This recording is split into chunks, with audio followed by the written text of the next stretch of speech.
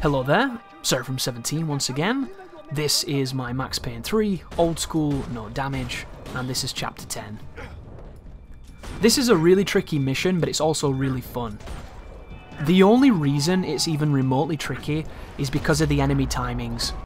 There are moments in this game where every single enemy moves along at the perfect clip so that you can line up the sickest things imaginable, and then there are the times when they don't.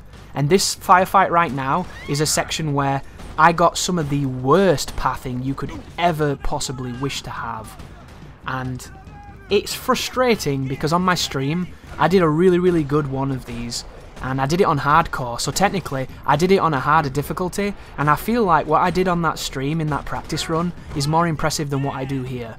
And that's always a frustrating feeling. It might not be. When I watch it back I might think it's dog shit, like I think this is dog shit, but suffice it to say, that firefight can go really well, and they just wouldn't let it.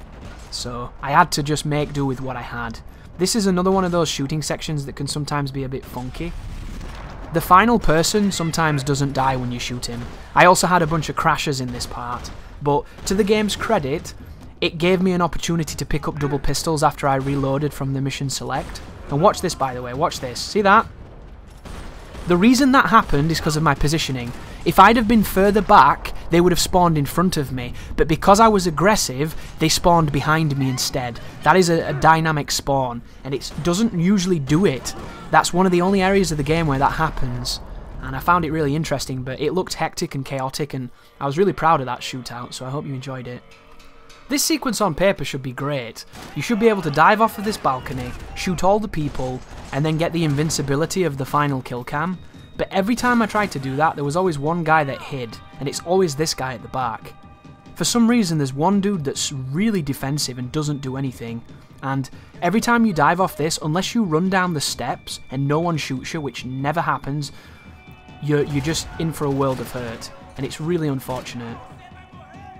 Because below me, at the beginning of this fight, there's about 4 people, and I got some really cool footage of all kinds of crazy kills, but I couldn't make it work in a full run, so in the end I had to just kind of shoot them, which it's always disappointing when that happens, because I want to do stuff like this.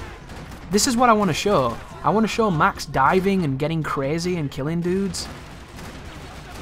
I want to just show these wonderful hard-boiled moments.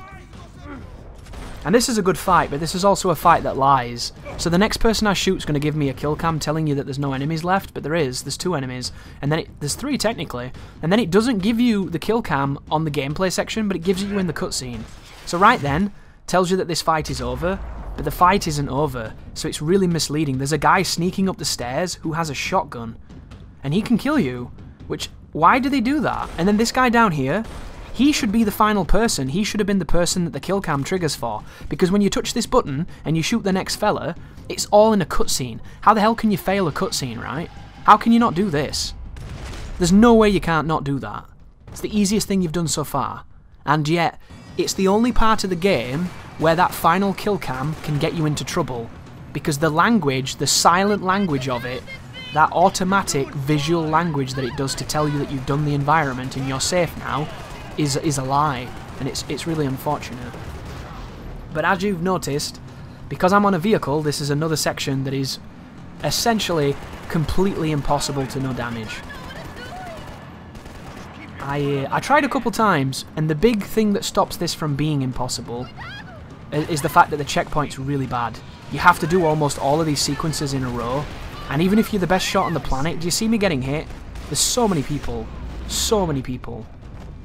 And there's only, I think, one other no damage run of Max Payne 3 on YouTube, and when I looked at his sections to see if he no damaged these moments, he didn't do it either. And I think the person who's done it as well is a speedrunner for these games, so he knows the fastest way to do the game, and if you've put that much time into the game, you're going to know how to do that section.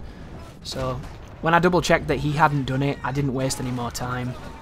But this right here is an interesting moment because it's pretty tricky. If you're wondering, I cannot move.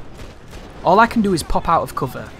And one of the biggest problems with this game, in as much of the enemy's accuracy and your animation priority, is that when Max goes into cover and comes out of cover, he's just slow enough to catch a bullet, and it happens a lot.